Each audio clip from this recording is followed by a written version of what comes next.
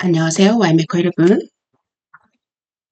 53차 맥체인 성경 읽기와 함께하는 와이메커 총체적 성경 읽기 시작합니다. 오늘은 출애굽기 5장, 누가복음 8장, 욥기 22장, 고린도전서 9장이 되겠습니다. 통일 주제로는 누구인가? 개별 주제 여호와가 누구냐고 묻는 바로.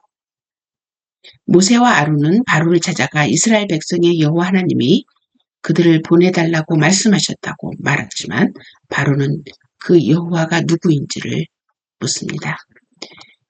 누가복음 8장에서는 바람과 물이 순종하는 예수를 보고 그가 누구인가 묻는 제자들. 많은 기적을 보았지만 자연에게 명령하시는 예수님을 보고 대체 예수님이 누구인지 놀랍게 여기는 제자들. 욥기 22장에서는 사람과 하나님이 누구신지 말하는 엘리바스. 사람과 하나님의 차이가 무엇인지, 또 그분 사람과 하나님은 누구인지 자신이 알고 있는 정체성을 말하는 엘리바스. 고린도 전서 9장에서는 자신이 누구인지를 반복해서 말하는 바울.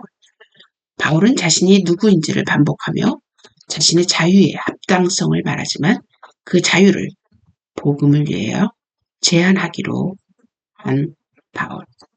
자, 오늘은 한번 메시지를 이 말씀을 가지고 여러분과 함께 나누어 보도록 하겠습니다. 주제는 무지가 불러온 파멸. 논지는 하나님에 대한 무지는 파멸을 가져온다.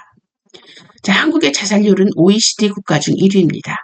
매년 예수님을 믿는 믿음 때문에 순교당하는 숫자가 4,998명인데 한국에서 자살하는 숫자가 매년 1,300명이 넘는다고 합니다. 왜 사람들은 자신의 목숨을 버릴까요? 그것은 우리를 만드신 하나님이 우리를 얼마나 귀중히 여기시는 줄을 모르고 있기 때문입니다. 만일 우리가 하나님 안에서 우리가 누구인지를 안다면 걱정도, 불안도, 불행이라 느끼는 그 어떤 것도 새롭게 이해될 수 있을 것입니다. 바로는 이스라엘의 하나님에 대해 전혀 알지 못했습니다.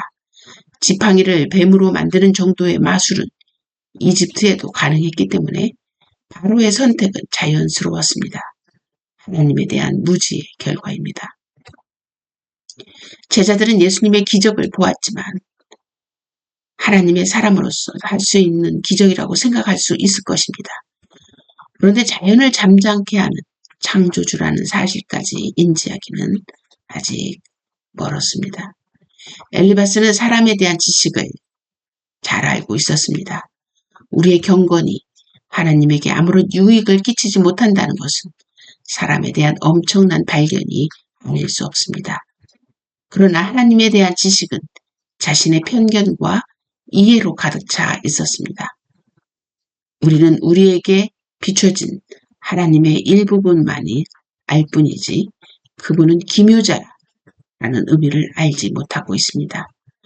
바울은 율법을 넘어 예수 그리스도를 통해 얻은 자유를 이해하고 있었습니다. 그뿐만이 아니라 그 얻은 자유를 무엇을 위해 사용해야 하는지 그 자유와 의미, 목적을 정확히 알고 있었기에 그 삶에는 자유로움이 있었습니다. 우리는 성경을 볼 때 성경의 지식을 알고자 성경을 읽습니다. 그 성경 안에는 많은 규칙이 있고 많은 이야기들이 있습니다. 그 모든 것들은 구원을 얻고 하나님의 마음을 알기 위한 지침서입니다. 우리가 성경에 대한 지식을 갖고도 하나님의 마음을 알지 못한다면 그 지식은 그 가치가 낮아질 것입니다. 하나님의 마음을 아는 지식이 최고의 지식이요 패망을 멀리하는 지식일 것입니다. 우리 와이메커 여러분, 무엇을 위해 하나님 말씀을 가까이 합니까? 삶의 원리, 옳고 그름의 기준, 영혼의 안식, 그런 하나님의 마음을 발견하지 못한다면 최고의 지식을 얻었다 할 수 없을 것입니다.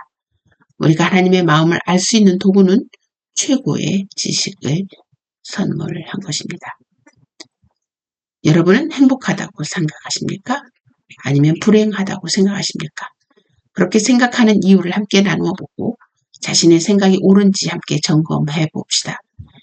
하나님은 우리를 누구라 하십니까? 여러분은 여러분 자신을 누구라 하십니까? 여러분은 여러분을 귀하게 여기시는 하나님을 발견했습니까? 자, 이 내용을 가지고 본문을 읽어보도록 합니다.